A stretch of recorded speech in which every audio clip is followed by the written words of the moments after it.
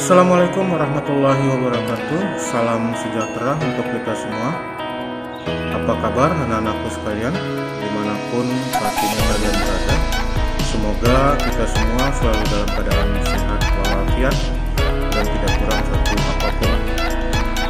Anak-anakku sekalian, pada video pembelajaran kali ini saya akan memperkenalkan tentang teks berita.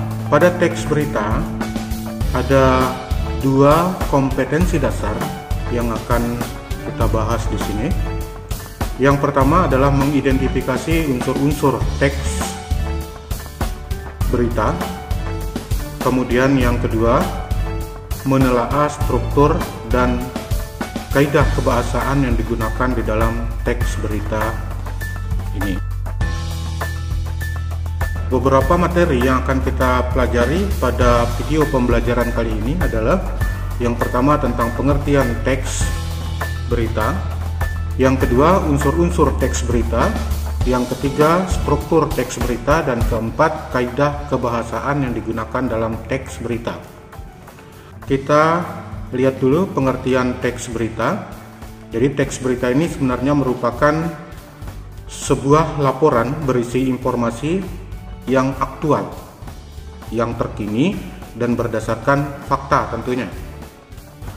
Nah, dalam teks berita ini berisi informasi yang penting tentunya, atau peristiwa yang hangat yang sedang terjadi. Jadi bisa disimpulkan berita merupakan teks berita berisi informasi yang baru atau sedang terjadi saat ini. Nah, menurut Kamus Besar Bahasa Indonesia, berita itu sendiri mempunyai arti cerita atau keterangan mengenai kejadian atau peristiwa yang hangat. Jadi, bisa disimpulkan bahwa berita merupakan teks yang berisi informasi yang baru atau sedang terjadi. Kita lanjutkan ke materi yang kedua, yaitu tentang unsur-unsur teks berita. Nah, sebelum kita ke unsur-unsur teks berita, kita dengarkan dulu sebuah berita yang terdapat di dalam buku Belajar Bahasa Indonesia.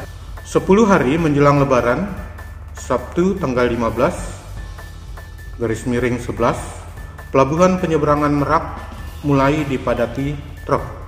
Truk-truk tersebut mengangkut barang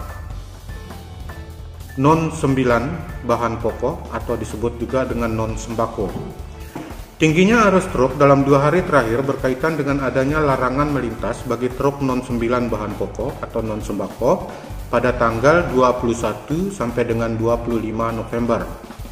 Larangan tersebut berlaku bagi truk bersumbu lebih dari 2, truk gandengan, truk tempelan, dan truk kontainer.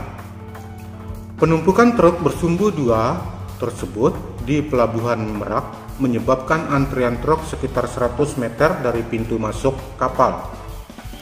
Antrian terjadi di dermaga 1 hingga dermaga 4, tetapi antrean tersebut masih dalam batas normal.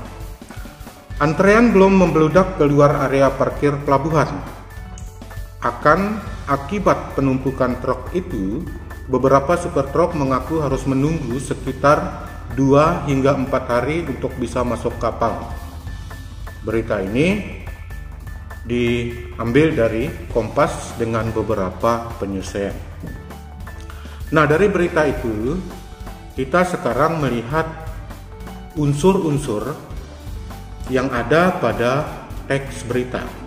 Unsur-unsur yang dimaksudkan di dalam teks berita itu sama juga dengan kita mencari pokok-pokok berita dengan beberapa pertanyaan di dalamnya. Yang pertama misalnya, peristiwa apa yang terjadi?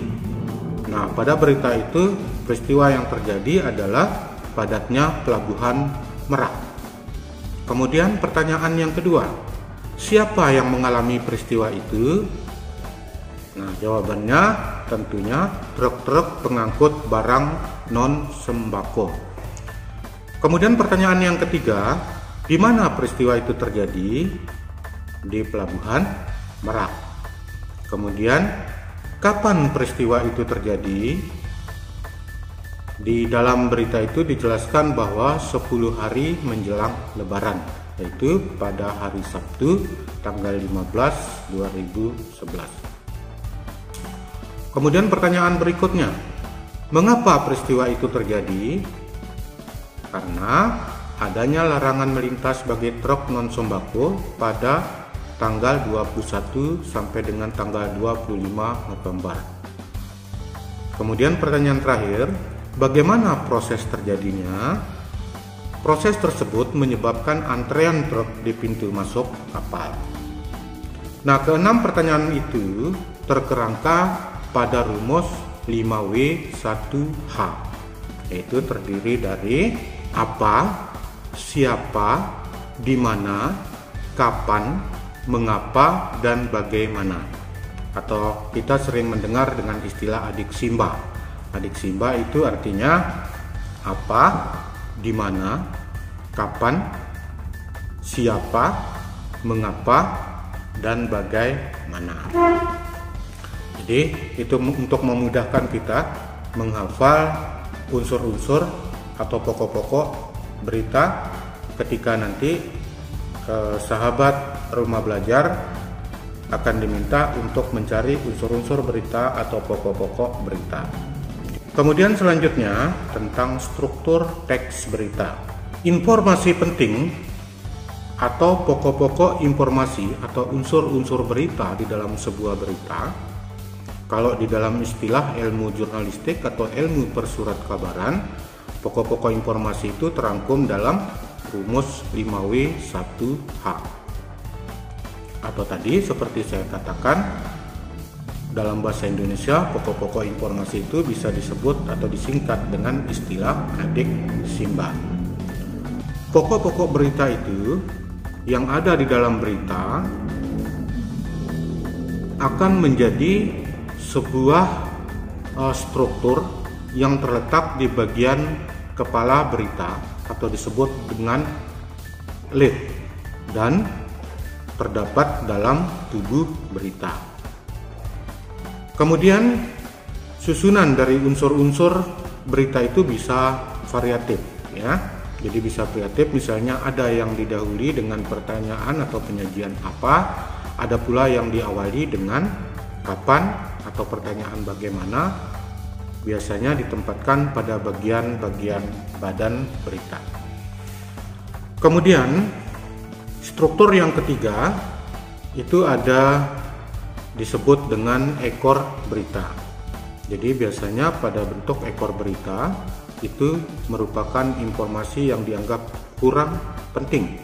Jadi kalau boleh dikatakan bahwa struktur berita bisa disebut dengan atau bisa disajikan dalam bentuk pola piramida terbalik. Mulai dari judul berita di luar pola tersebut, kemudian ada kepala berita paling atas. Jadi di situ berisi tentang unsur-unsur berita tadi, termasuk di dalam tubuh berita. Yang kedua juga berisi tentang unsur-unsur berita. Kemudian yang terakhir ada ekor berita. Kemudian materi kita selanjutnya tentang kaidah penggunaan bahasa dalam teks berita. Kaidah-kaidah yang dimaksudkan adalah yang pertama atau A, penggunaan bahasa bersifat standar atau baku.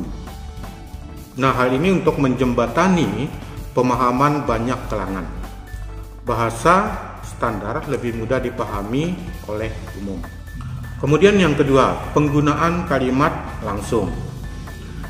Sebagai variasi dari kalimat tidak langsungnya, kalimat langsung ditandai tentunya oleh dua tanda petik ganda dan disertai keterangan penyertanya.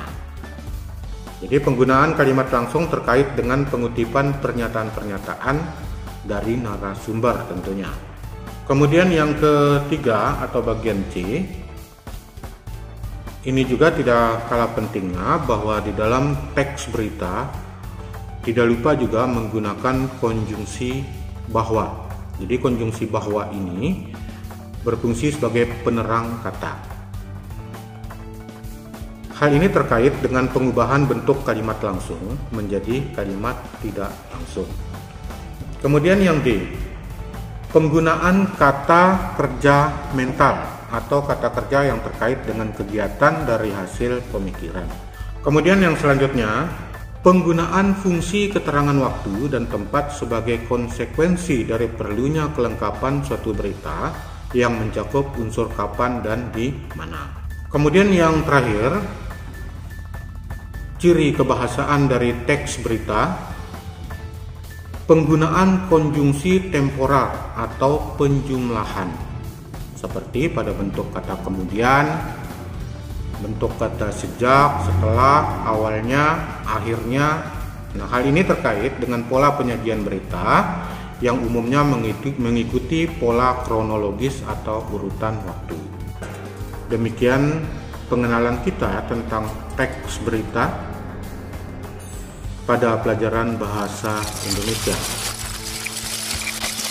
Assalamualaikum warahmatullahi wabarakatuh dan tetap semangat.